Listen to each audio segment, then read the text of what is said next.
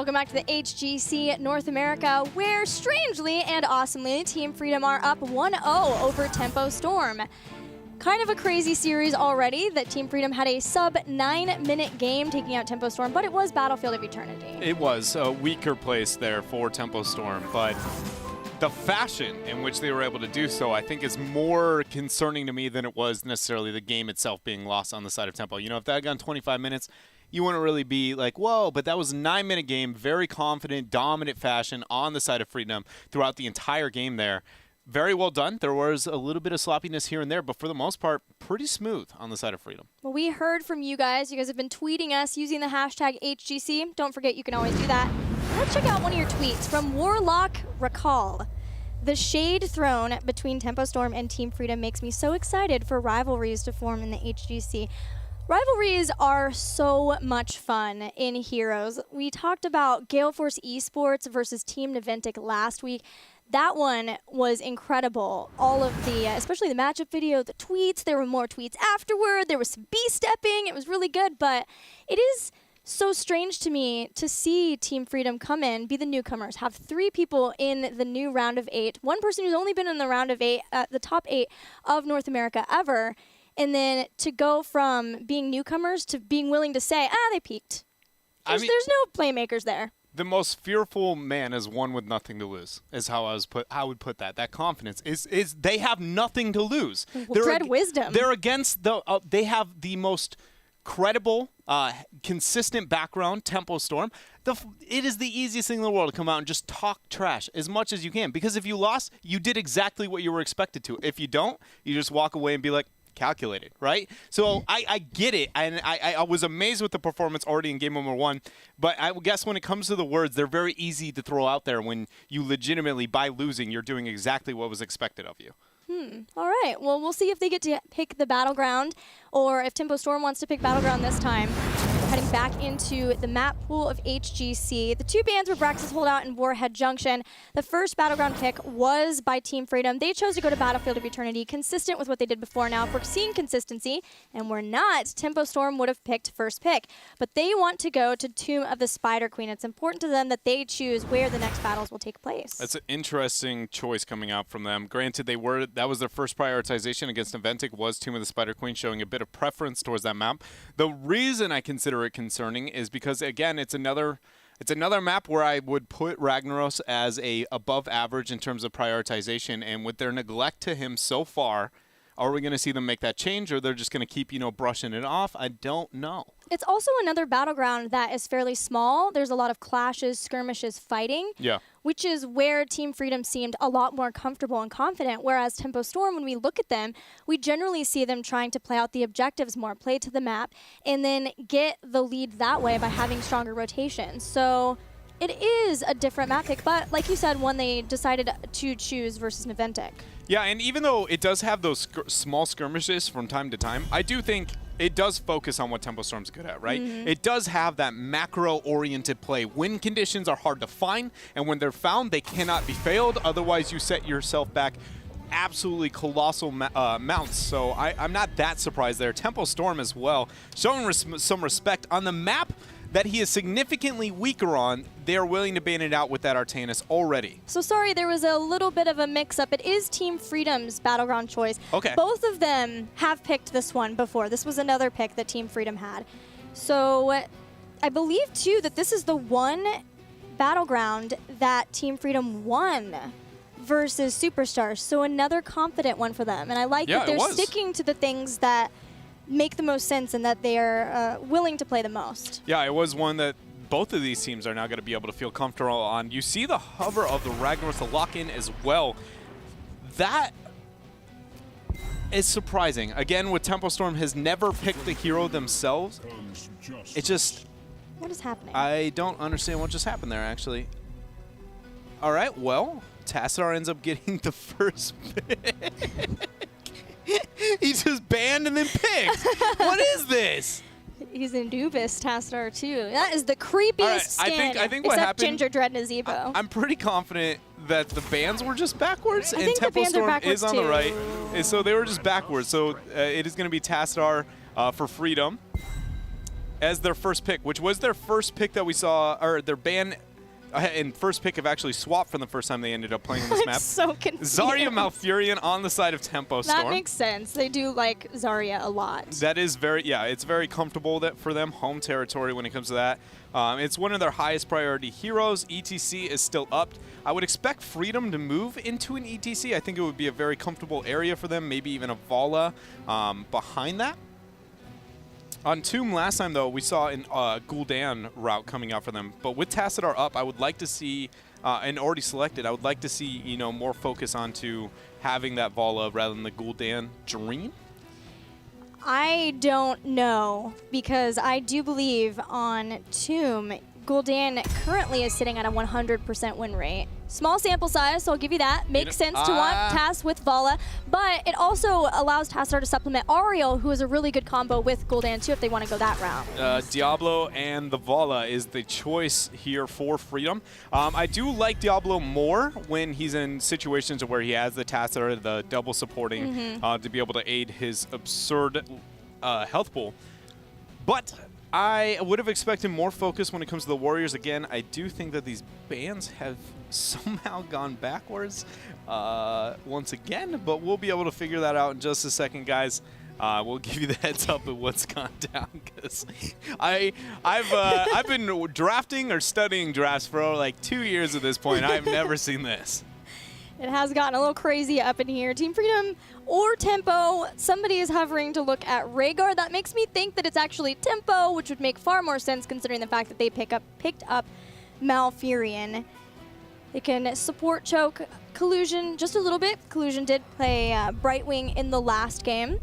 And with Tassadar, it is less of an issue, I think, for Team Freedom. They have some more freedom, if you will, on who they want to support. Switching to Ariel, Tassadar, Vala was long thought of to be an unbeatable composition, so not wanting to deal with that at all. Yeah, that's very, you know, I guess what I would consider standard almost at this point, and then the Tychus will be removed off the table. Now, Tempo Storm is going to be able to pick up their next 2 picks here. With Vala and Tychus removed from them, where are they going to be able to move here, Gilly? Zarya Johanna is not an appealing double warrior. Greymane? Greymane is one with the Tyrael, but this is interesting. I like the idea of moving. I've said this before, the Leoric route, whenever you have the Zarya on maps like this. I think they're going to Gul'dan. They did Malf Gul'dan on Tomb. They can pick that up. They could also get Greymane and paired it with ETC Malf. So the only difference between Tyrael is Zarya. But no, they're going to go triple. I don't know. I think Tempo Storm, I said it already, I think that they do have to make adjustments in the draft. The Thrall pickup here is interesting. We'll see if they can maybe synergize that with something else onto the map, or in their composition, and then going with their ETC, keeping it very traditional. Those 3, Zarya, Malfurion, ETC, are an absolute terror when on the same squad. Okay, just an update on the draft. The picks are correct for both teams. It's just that the bans are swapped. So Tempo Storm, in fact, did ban Ragnaros and Ariel, and we're looking at Team Freedom banning Artanis and Tychus. Yeah, which is why I was so confused that Freedom banned Ragnaros and that Tempo Storm was in that situation with their ban as well. Onto the Artanis. All right, so now that we got this cleared up, you've got Tassadar, you've got Diablo, you've got Vala here, the back half of the draft on the side of Freedom. What do they want to be looking to do? We saw them move with a Tyrael Diablo on the same team already in their first time playing onto this map. Granted, they did have a absurd damage dealer that was Gul'dan, but a double supporty, double warrior style play is pretty realistic here with this draft so far. Especially because it's not doing bad right now at all. They're going to Leoric and Rhaegar. I almost just knocked something over. Got so excited that he almost knocked stuff over on the stage. I am, yep. Control yourself, man. All right, so the Leoric in that scenario, I am a little less into than I was necessarily on the side of Tempo Storms. But I can say that I am happy to finally see him rise from the dead in North America, because it has blown my mind how little we managed to see Leoric here so far into the North American scene, where he has actually had great success over on the European HGC. And Gul'dan is going to be the last pick there for Tempo Storm. Fear Bomb with Earthquake is so hard to deal with. A lot of control coming out of every heroic on this side of the roster there. So What do Team Freedom have to deal with mosh pits? what do they have to deal with mosh pits? Not very much. They don't want to use that. Potentially, Vala might have to go into Reign of Vengeance to try to deal with it too. Yeah. That's my concern right now for them. You know what? One thing you have to consider, though, we haven't seen this duo in a while, the Diablo-Leoric duo, but any Entomb Lightning Breath or APOC is Here insane. we go again. I had to bring it up, Here but we go again. I'm just saying. That's true. Well, okay, what do we call that combo? I don't know. Entomb with Lightning Breath, is that like tempo in the oven? Somebody in the oven? Yeah, it's putting something in the oven.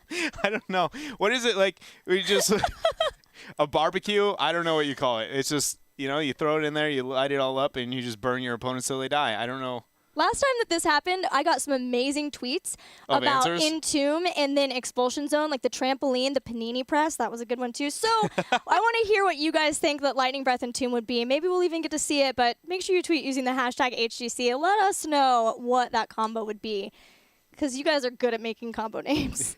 Not nearly.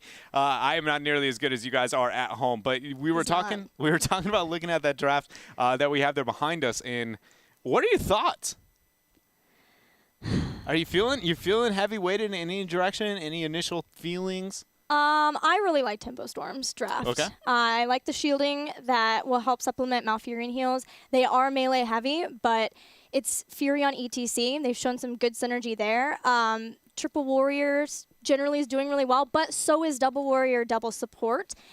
So I don't think that Team Freedom has a bad draft, but with Gul'dan especially, I think that the Gul'dan plays are going to be the big one. So we're watching for Kothan, at least I am. No, I think I agree. Not only is the draft more traditional on the side of Tempo Storm, but it's also what they're comfortable on. When they look good, it's this kind of draft. So. All right, the game is ready. Let's head into Tomb of the Spider Queen for game number 2 between Team Freedom and Tempo Storm. But we got to look out for that Leoric. That is the thing. I absolutely love it. I'm so excited to see it pop up here with the Tassadar as well. Nasmus is taking a page out of Jason's book and playing Vala on the pleb horse. How dare you?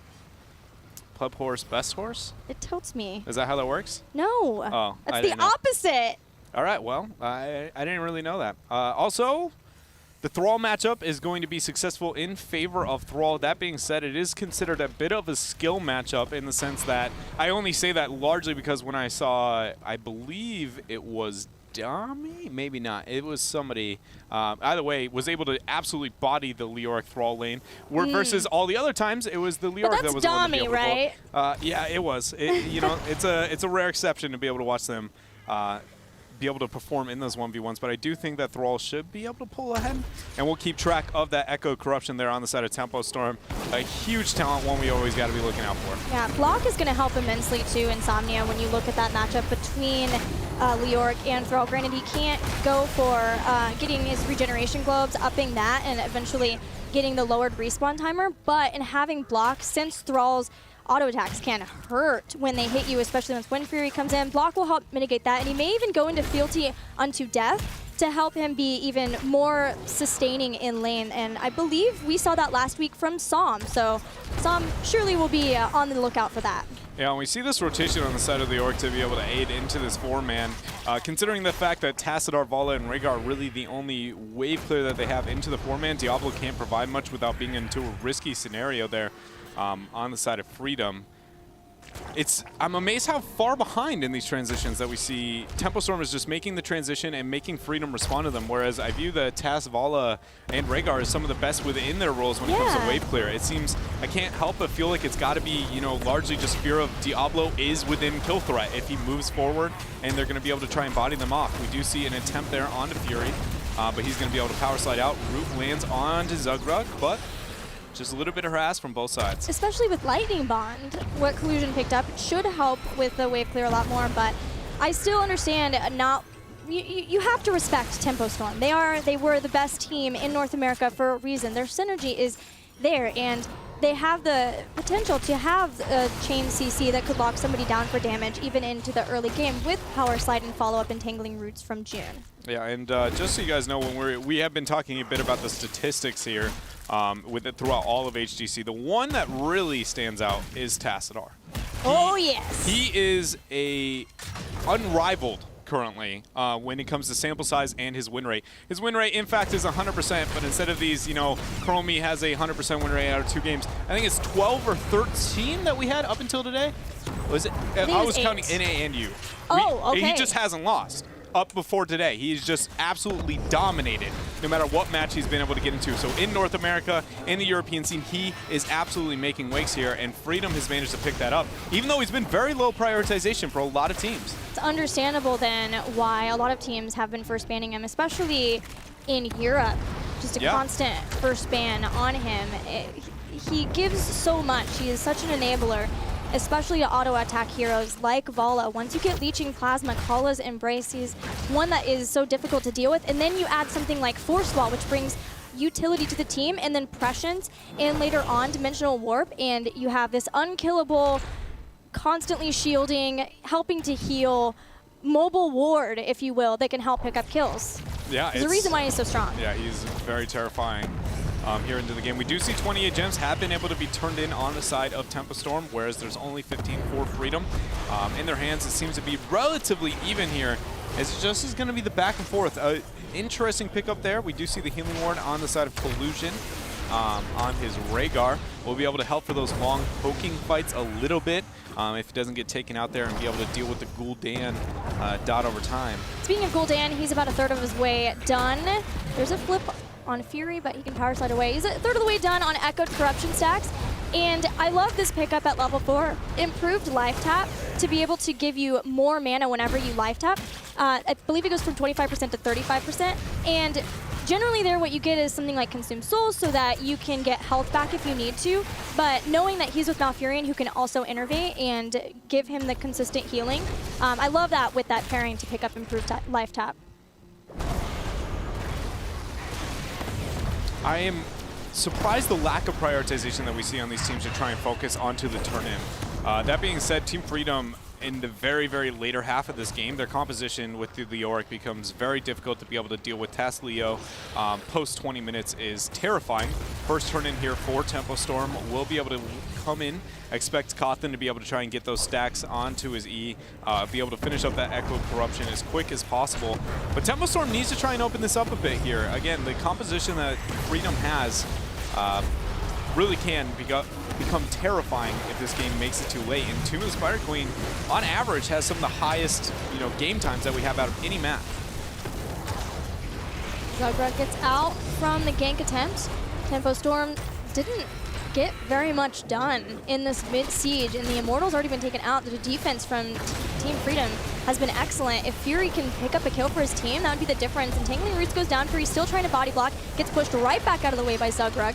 And again, Diablo's a pretty tough hero to gank. He is the premier gank warrior, if you will. No towers yet have gone down. Maybe in the bottom with Thrall and Leoric, but otherwise, this defense is solid from Freedom. Yeah, that's exactly what I was talking about, too, when it comes to Diablo. We saw, he tries to make a little bit of a play, gets caught out a little bit, and then he eats a lot of harass. But the Tassadar to be able to pair with him, he suddenly becomes like a meat shield that just isn't afraid of anything, and it's very hard to be able to deal with there. But without it, that harass is very easy to get off, and over time, he just can't keep his health bar high enough to be an effective warrior. So very well done coming out from Dansky, giving the support on to Zugrug.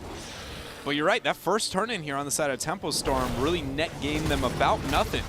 Yeah, and they are in a tough spot now because they don't have heroic abilities to have this window of time where they can get enough gems for a second turn in a row. So the stall on this will be pretty difficult for them, but Freedom don't have that many gems turned in just yet.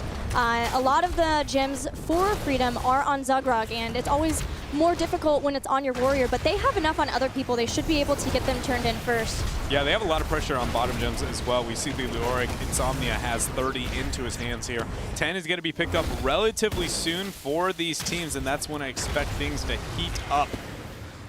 Because you're expecting Lightning Breath? I'm not expecting it because it just hasn't happened yet. But if there was ever an argument for it, this game might be it. I'm just going to leave it there. I want to see it too, and we will see in just a few seconds. Tempo Storm hits heroic abilities. Expulsion Zone. Okay, so there's some synergistic issues that Tempo Storm need to keep in mind between Earthquake, Mosh Pit, Expulsion Zone, Twilight Dream, Horrify, but they've got those big area heroic abilities. So they'll be looking to line up a wombo. APOC, I'm sorry, friend. Can it still be? Oh, it's still insane. It's synergistic no matter what. Yeah, with the Entomb and the... Yeah, so this is one of those scenarios. Typically, you want to get an Entomb onto one target and get the kill potential there, but you can Entomb 2, 3, 4, and suddenly you become a very hard to deal with hero just because everybody's going to be Apocalypse. You can't be able to get the dodge there, minus ETC with this ability to power slide over the terrain. But even then, when you drop the APOC, everybody has to back out, and that's what you're fearful of. Psalm getting caught out, Twilight Dream has to be used. Nazmus, Ancestral barely lands. There's the Mosh Pit, and he ends up going down. One pick off here for Tempo Storm. Diablo's dancing. Zugrug trying to be on the retreat, but there's not enough support.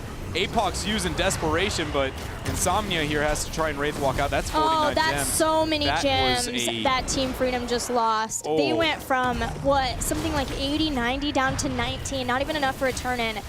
And that hurts for Team Freedom.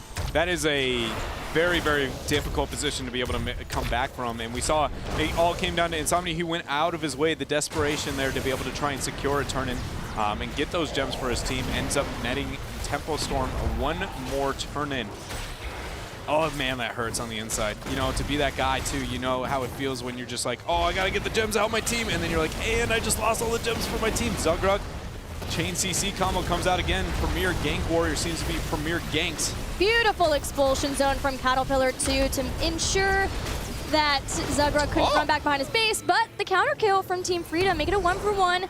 Try to stop the pressure at least a little bit, as Tempo Storm don't have their shielding hero, but with Web Weavers in every lane and not achieving too much from the last Web Weaver phase, Tempo Storm needs to get a lot done with this one, a lot more than the last phase for sure. Yeah, and that was not what Tempo Storm wanted. Caterpillar getting picked off there really sets them behind. Granted, obviously things are looking good. They got Web Weavers pressuring everywhere, but the dominance that they would be able to have onto the map here would be significantly higher if they had that 5 versus 4 matchup. Instead of putting it inverse 5 versus 4 means that they're not even going to be able to get a fort on any one of the lanes here. Yes, they have 13-tier advantage, but those gems lost, that 70-something that seemed to disappear with that greed that happened on the bottom turn-in has just been turned around.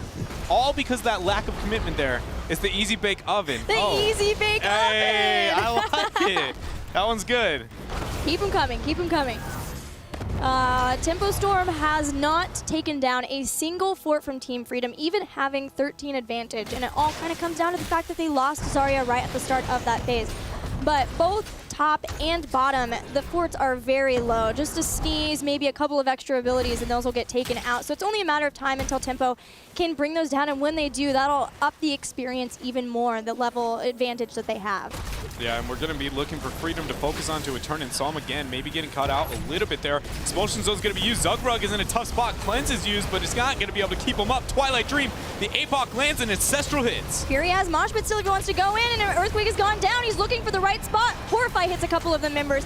Zugrug zoned way far away from the rest of Team Freedom. Psalm doesn't hit anybody with the dog, but he does at least keep everyone dismounted with his Chain Lightning. No further kills for Tempo Storm, but they should get this bottom fort now. Finally a fort, and with all the kills, Tempo Storm are finally starting to pull ahead the way we expected them to in the series. Yeah, and it really comes down to just both of the fights happening in chokeholds, where Expulsion Zone is getting absolutely absurd value. Diablo getting isolated, being easy to be able to pick off. Again, his defensive tools, his mobility are very, very limited, especially when you have that no-pass zone that Caterpillar is placing so conveniently in your route to escape. Yeah, it's not something you normally see, Zarya being the one that starts a fight so decisively like that, but it's cool to see. It's very easy when there's a lack of mobility in the warrior. Most warriors have it's mobility of somewhat way, be able to set up the teammate fight, focus on getting the initiation, but Diablo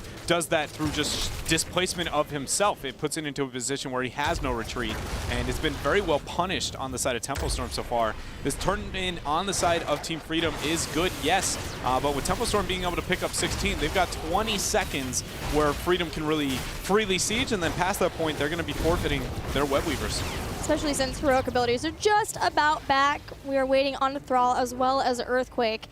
So what can Team Freedom do? Just push the lanes as much as they can, maybe spread out and soak experience versus trying to push really hard and hope that...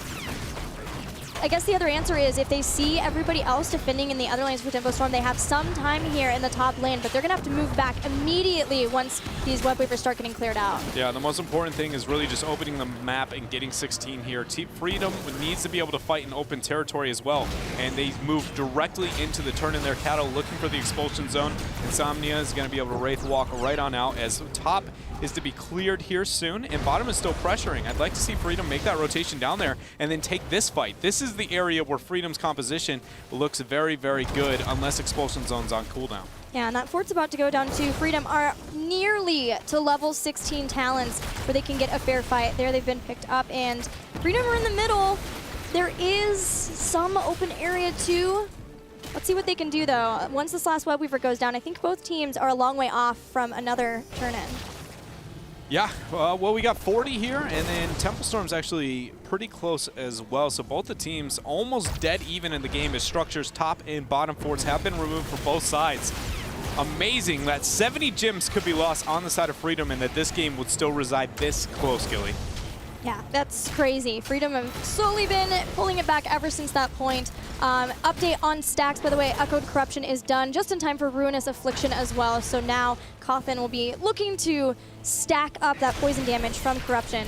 And one thing to note as well, when I was talking about adapting in the middle of the series, dealing with what Tempo Storm is really going to be able to present and adjusting to it, is a lot of it is going to come down to things like exactly the team fighting in chokeholds versus an open territory. We've already seen two go very, very poorly on the side of Team Freedom. And when you look at Apocalypse and having Entomb, you think, when Reign of Vengeance, you're like, no, chokeholds are a friend, but Zarya's is going to really be able to surpass anything that those combined will be able to make happen. So hopefully we see Team Freedom suddenly go, you know what, that isn't as pretty as we think, and now what if we try and force these fights out in open area?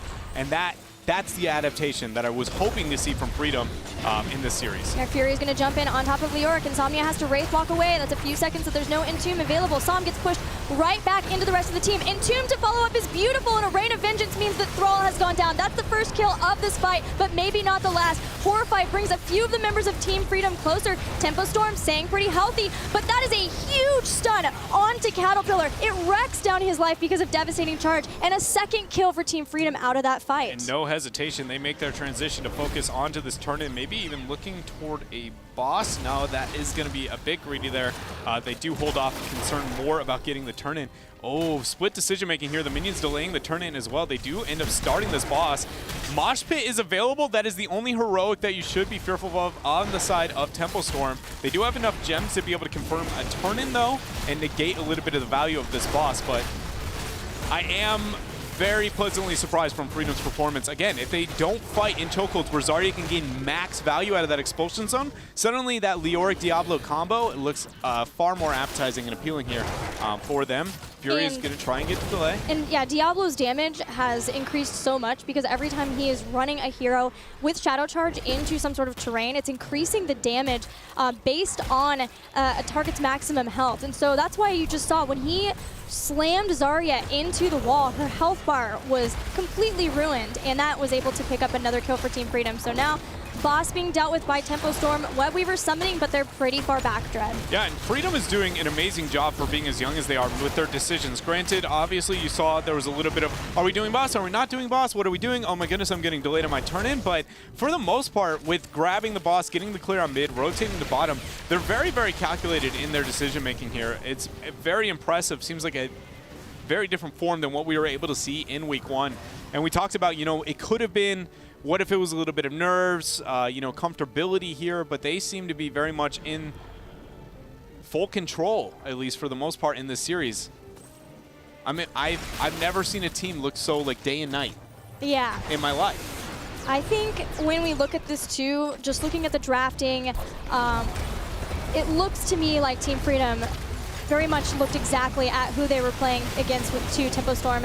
Fury is just about dead, but gets out through the Entomb, barely making it out. And with the Horrify Earthquake used too from Tempo Storm, Freedom was able to get a lot of heroics to be used to bail out Fury, and all they used was Entomb. Exactly. And the worst part about all this is the comp hasn't even hit its point where it has no return, and that is going to be later on post 20. Not only because the 20 advantage that Freedom is going to have purely on Leoric, if he moves into Spectral Leash, the 1v1 skirmish and kill potential it provides, but just suddenly one victory where you just sacrifice the Leoric over time, the health pools on the side of Tempo Storm wither away, wither away, wither away. Suddenly Leoric comes back and then things become a nightmare. This is where I have nightmares of Freedom, like Leoric on Freedom's draft. It's just, you get a small victory in a pick, and then you're like, oh wait, it was just Leoric, what do we do? And it is very hard to be able to deal with that task, everything they've managed to make happen here, and they're going to get another turn-in with 20 advantage. But nobody's making that rotation to clear out bottom here, so they have to put heavy focus here on mid and top, which is some of the easier transitions on the side of Tempo Storm. Yeah, but they have the bruisers pushing as well, so that helps out Freedom in making sure that that lane pushes right up to the towers, and they can start to make those rotations in between. They just have to be careful of things like Mosh Pit, of Cattle's Expulsion Zone, moving together as a team, checking any party bushes or potential party bushes, not getting caught at this point. Team Freedom, this is your game to lose. You just have to play this last little bit outright, and you will have a 2-0 over Tempo. And it all happens when it comes to the control onto the mid-wave weavers. Tempo Storm's making that transition. They're still yet to be able to pick up the 10. Keep in mind, we did not see Spectral Leash coming out there. It is, in fact, going to be a hardened shield, but we do have Hellgate on the side of Diablo. Maybe some huge playmaking happening there when it comes to, you know, an Entomb combo, then getting the bolts in is an opportunity, or just using the pin against the wall, and then APOC and getting the escape doubling up onto a squishy. We'll see how they're going to be able to make those plays here. But really, Tempo Storm is already going to be a keep down pressure here into the bottom lane. And I expect Tempo to try and force here, but I can't help but feel like they need to wait again until they get into those turn-in areas. That is where their comp is so insane to be able to deal with. Maybe if they can swoop them up through the mid area where Insomnia is, versus there's the stun into ETC, and 2 misses. Expulsion Zone hits the back, APOC goes down, but everyone from Tempo Storm is safe behind their gate. This might be the time to charge in if they're Tempo Storm. They have Horrify. They might be able to Horrify someone away. Zugrug is trying to stay alive. Ancestral Healing is used. Horrify pushes the rest of Team Freedom away long enough for Tempo Storm to get a kill onto Diablo, and they'll continue. Nazmas is cut. It ends up confirming the kill. June is an absolute hero right there, making that movement up there, getting the ice block in front, and confirming the body block after the Twilight Dream. Will be able to net another kill here. Diablo did res from the dead there, and so Vala is going to be the only one down for a short period of time. Boss is still not available for Tempo Storm, one of the few win conditions here, for 20 seconds, so it's only 20-second difference until Vala spawns. Should be a boss for them. Turn-in will not be available by that time, so we'll see how Freedom deals with this, because this is really the first time that we've kind of, you know, see them with a game, you know, against Tempo Storm where they don't have total control by the time, you know, one fight can really dictate who wins and who loses. At least Tempo Storm got rid of Diablo's stacks of Black Soulstone, which is so nice of a feeling. Now, Tempo Storm has shown that they are at the boss. This is known by Team Freedom, but Team Freedom are in no position to even run up. They have no turn-in, so they're just going to have to take the pressure from this Bosch. Yeah, and that's going to be the position where I expect Tempo Storm to look for the initiation. It's going to be at the keep is where I would expect them to try and make a play. They don't have Mosh for 39 seconds, though. Yeah, they're going to put more concern, it looks like, maybe towards just confirming their next turn-in, you know, forcing Freedom respond to the boss. Huh. They're a ways off from, they still have 15 gems to collect. How do I say this? There's only two win conditions on Tomb of the Spider Queen, outside of the rare occasion of just somehow getting a full 5-man wipe, which can happen anywhere. So considering it's just, you know, a couple picks here and a couple picks there, it's going to be Webweaver turn-in, or it's going to be the bots itself. They grabbed the boss to be able to secure a secondary turn-in, but it should be a free clear. So even if Tempo Storm gets this turn-in, it is not an absolute win condition turn-in. It's only if we get 2 to 3 kills. So they just wasted another win condition through the boss, putting them into a position where if they get this turn-in and don't win the game, they have a lot to make happen on the map before they can really win it. Again, because the keeps are not in their favor, and Freedom is in a position where their turn-ins suddenly become lethal. So yeah, it seems like they risky choice. Did not want to push in without Mosh Pit. Yeah. But they didn't want to even let Freedom have a possibility for the boss. So just got the boss, got it out of the way. It was more to deny it from Team Freedom than to get the condition for themselves. Now they're trying to turn in. Freedom are going to try to stop this. Can they do it? Freedom might try and stop it, but keep in mind, these fights have not been successful. Every fight in open territory, Team Freedom won. Every fight in these chokes, suddenly Tempo Storm's very easily been able to pull ahead here. So we'll see how those work. The turn-in's still available for Tempo Storm. Freedom has the opportunity to forfeit this turn-in. It's not going to be pretty, but they have the opportunity to forfeit it and just give it up and look for the fight again away from these chokeholds. I don't think they'll do that. Very few teams actually are willing to ever forfeit a map objective, even if it might be into their best interest. Well, they have some slow poke, but they can't lose somebody right here. Nice force wall from Dansky. Rhaegar is soloing the Bruisers. This has been spot out. That is exactly what's going to happen. Team Freedom forfeit, but they don't lose anybody. They have all 5 members for the defense, and that is pivotal at this point. That was very, very well thought out here on the side of Freedom.